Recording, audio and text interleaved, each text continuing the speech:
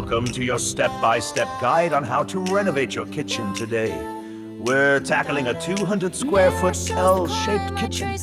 Step 1. Remove your old cabinets. Use a screwdriver to carefully unscrew the hinges. Then take out any shelves or racks. Make sure to keep the tools handy, because you'll need them later for the new installation. Now, it's time for the fun part.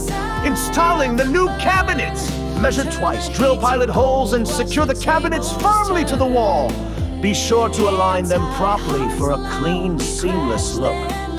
Next up, step 2. Replace the faucet. Start by turning off the water supply and unscrewing the old faucet. Then carefully install the new one, ensuring the connections are tight and the faucet is positioned just right. Step 3. Bring in the new appliances. Your fridge, stove, and dishwasher need to be connected. When placing them in position, make sure there's enough space for ventilation. And don't forget to check the connections, especially the gas and water lines.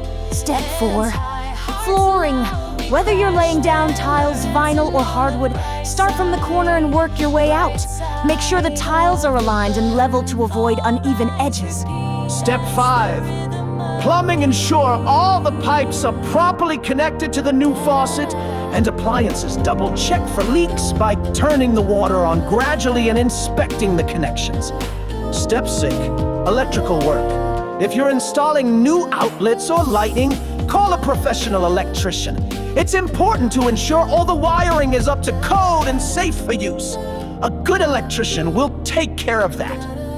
And just like that, your kitchen renovation is complete. With new cabinets, a stylish faucet, top-of-the-line appliances, beautiful flooring, and all the plumbing and electrical systems in place, you now have a space that's ready for cooking and entertaining. Thanks for following along with our renovation guide. And remember, hire a contractor. Welcome to Design Renovate. Subscribe!